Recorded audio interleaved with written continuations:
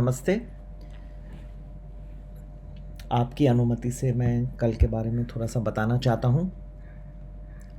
एक बात है कि आज और कल सुबह के बीच में काफ़ी चीज़ें बदली हो सकती हैं, पर फिर भी मैं नहीं चाहता कि दूसरों की तरह बोलूँ कि ये होगा तो ऐसा होगा, वैसा होगा। भाई मैं जो मुझे समझ में आता है मैं आपको बताता हूँ। सिर्फ़ आपसे सबसे हाथ जोड़ के दरख्वास्त है, आप अपना भी विश्लेषण ज़रूर करिए। अपने पैसे डालने से पहले वो बहुत ही अनिवार्य है। सबका मेहनत का कमाया हुआ पैसा है। मैं पूरी कोशिश कर रहा हूँ, बहुत लोगों को बहुत मुनाफा हो रहा है। कभी कतार थोड़ा स्लो हो जाता है तो लोगों को बुरा नहीं मानना चाहिए, इसलिए कहता हूँ आप अपना भी विश्लेषण ज़रूर करिए, बहुत ज़रूरी है। मेरी आत्मा को भी शांति मिलती है अगर आप अपना भी करते हैं तो वो मुझे बहुत अच्छा लगता है। सुबह आज देखी थी, अच्छी बरत थी जो मैंने कल भी कहा था, पर उसके बाद थोड़ा-सा ये मार्केट में आज देखिए बहुत ही विचित्र तरीके से आज का मार्केट चला। उसके बाद कोई ख़ास घटा भी नहीं पर इतनी बरत भी नहीं थी। वो मैं मानता हूँ किस वजह से, क्योंकि मार्केट इस वक्त जो है कुछ चीज़ों के लिए वेट कर रहा है। ठीक है, पहले मैं आपको बता दूं कि क्या मुझे लगता है कल के बारे में, क्योंकि कोई लोग संक्षिप्त में पहले जानना चाहते हैं, फिर मैं थोड़ा ये भी बता दूंगा कि क्या वजह है जो मैं सोच रहा हूँ। कल जो है 30 सितंबर है 2020, बुधवार का दिन है, एक सेकेंड लास्ट डे है ऑप्शंस के एक्सपायर होने के पहले। तो मुझे जो है सुबह का जो सेशन है वो कुछ कमज़ोर नज़र आ रहा है। ठीक है, लगभग 12 बजे तक कुछ गिरावट नज़र आ रही है। सेशन में गिरावट का जो रुख रहेगा पूरा 12 बजे तक चलेगा, जब तक लंदन का जो मार्केट है, लंदन फुत्सी, जर्मन डैक्स और फ्रेंच कैक जब तक खुले नहीं 12 बजे तक, तब तक मार्केट में दम नहीं नज़र आ रहा मुझे। ऐसा मेरा विश्लेषण है। नेगेटिव मॉर्निंग सेशन, सुबह का सेशन नेगेटिव। उसके बाद जो है 12 और 1:30 बजे के बीच में मुझे कुछ अच्छा और पॉजिटिव नज़र आ रहा है। बाकी का जो सेशन है कोई बहुत नेगेटिव नज़र नहीं आ रहा। ठीक है, हो सकता है माइल्डली पॉजिटिव रहे, लेकिन जो 12 बजे तक दो भाग में मैं डिवाइड कर दूं कल की ट्रेडिंग का जो एनालिसिस है 12 बजे तक, उसके बाद 12 बजे तक कठिन नेगेटिव, इसके बाद कुछ पॉजिटिविटी आने का चांस है। स्पेशली 12 और 1:30 बजे के बीच में कुछ उछाल आ सकती है। पर अब ना भूलें कि बहुत सारे फैक्टर्स हैं जो नए हैं, वो डेवलप हो रहे हैं। एक तो जो बहुत ज़रूरी है, आज की अमेरिका की ट्रेडिंग किस तरह से होगी, वो उसका डेफिनेट कुछ इम्पैक्ट आना है। अब तो शुरुआत भी नहीं, अब शुरू होने में ही 4 घंटे और हैं। पर बहुत ज़रूरी चीज़ एक आज और सुबह के बीच में है, वो मैं आपके ध्यान में डालना चाहता हूँ। वो है अमेरिका के प्रेसिडेंशियल इलेक्शन का पहला डिबेट होने वाला है। आपको पता है कि अमेरिका में जब दो व्यक्ति खड़े रहते हैं, एक रिपब्लिकन पार्टी है और डेमोक्रेटिक पार्टी है, तो दोनों के बीच में एक विचारों का लेना देना होता है कि हमारे हिसाब से अगर हम बने प्रेसिडेंट तो हम इस तरह से देश को चलाएंगे, इस तरह से हमारी पॉलिसीज़ होंगी और इस तरह से हम कंट्री को ऊपर ले आएंगे, या फिर दूसरी जो विदेशी कंट्रीज़ हैं उनके साथ ये संबंध रखेंगे, इंडिया के साथ ये संबंध रखेंगे। ऐसा उनका विचार विमर्श होता है, सामने सामने खड़े रह के बात करते हैं। एक बार मेरे हिसाब से मेरे मन में, मैं कभी भी किसी भी विदेशी चीज़ों को अपनाने का ऐसा नहीं, आंख बंद करके भाई हर विदेशी चीज़ सही होती है।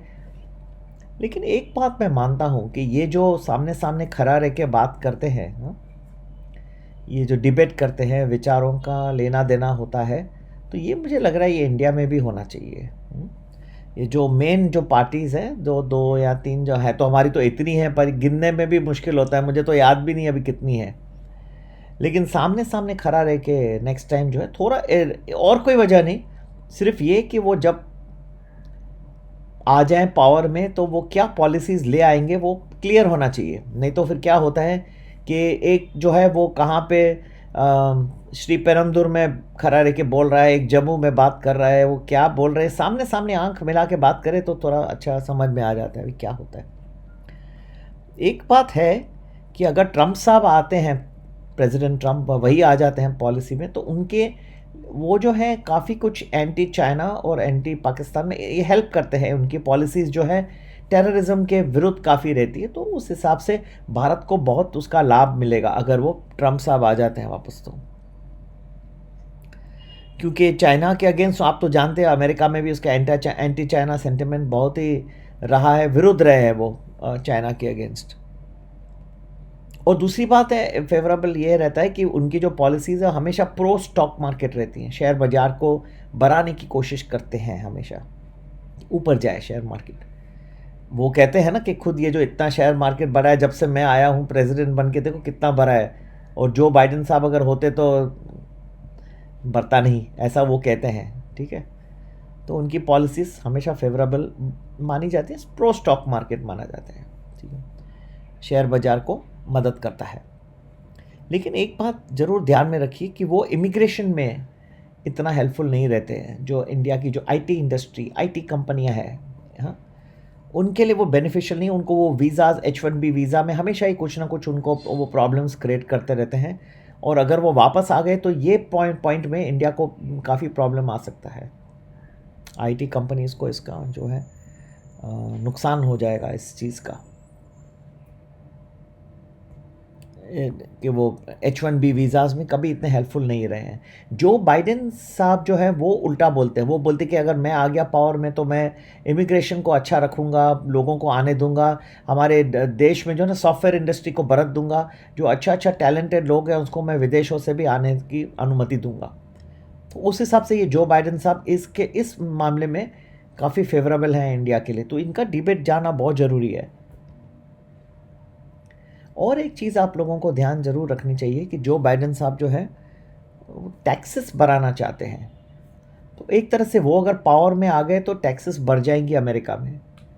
टैक्सेस जो अगर बढ़ जाती हैं अमेरिका में तो उसका एक फ़ायदा है, और कि उनकी जो डेफिसिट्स हैं वो कवर होती है। लेकिन उसमें क्या होता है कि जो कंपनीज़ के ऊपर टैक्स लगती है तो उनकी जो नेट इनकम है, हाँ, वो घट जाती है। उसमें क्या होगा कि वो आईटी इंडस्ट्री में जो नए नए बजट हैं, जो नया नया वो बढ़त चाहते हैं, ज़्यादा खर्चा करना चाहते हैं आईटी में, तो वो इतना नहीं कर पाएंगे अगर ये टैक्सेस जो बाइडेन साहब जो हैं वो बढ़ा देते हैं। तो ये अच्छा नहीं है इंडिया के आईटी इंडस्ट्री के। चलो ठीक है, H1B वीज़ास में तो वो हेल्प मिल जाएगी, वीज़ाएँ मिल जाएगी, लेकिन उनकी खुद की कंपनी है, उनके पास जो पैसा बचता है, आज मेरे खीसे में बचेगा अच्छा पैसा तो मैं खर्च करूँगा ना, होगा ही नहीं तो कहाँ से खर्च करूँगा। अभी खास करके ये जो वर्क फ्रॉम होम से लोग कर रहे हैं तो उसका क्या लाभ हो रहा है कि कोई आईटी इंडस्ट्री जिन्होंने इंफ्रास्ट्रक्चर डिजिटल का बना रहे हैं उनके लिए बहुत लाभ हो रहा है। हाँ, जो आप लोग वर्क फ्रॉम होम कर रहे हैं उसको बहुत लाभ हो रहा है, ये बना के दे रहे हैं दूसरी कंपनीज को, तो वो भी करेंगे। लेकिन नई नई एरियाज जैसे कि मार्केटिंग है और जैसे HR है, ये है, तो वहाँ पे वो ढीले हो जाएंगे क्योंकि टैक्सेस के बाद उनके पास आमदनी बचेगी बहुत कम बचेगी, तो खर्चा क्या करेंगे। तो ये सब जो है ना ये काफ़ी कुछ क्लियर हो जाएगा। ये प्रेसिडेंशियल डिबेट ज़रूरी है, एक तरह से तो वेट करना चाहिए ये डिबेट को देख के और फिर बताना चाहिए, पर मेरे हमेशा ये रहता है कि मैं थोड़ा सा आपको नक्शा दे रहा हूँ कि मेरे हिसाब से ऐसा होने का संभावना है। सुबह का सेशन कमज़ोर और फिर 12 के बाद तो थोड़ा अच्छा लग रहा है मुझे सेशन कल का, ऐसा मेरा राय है। आप खुद का भी ज़रूर विश्लेषण करिए, अपने बहुत कीमती पैसे हैं आप सबके, और मैं तो हमेशा चाहता हूं कि आप रोज़ पैसे बनाएं, इसलिए कहता हूं कि पहले विश्लेषण करिए फिर पैसे जो है डालिए अपने, और आप लोगों को सबको ईश्वर जो है सुख और समृद्धि दे, यही मेरी प्रार्थना है। इससे मैं ये वीडियो को समाप्त करता हूँ। ठीक है, तो 12 बजे तक जो है कुछ नेगेटिव नज़र आ रहा है, उसके बाद अच्छा बेटर, लंदन जब से खुलेगा 12 बजे अच्छा रहेगा। नमस्ते।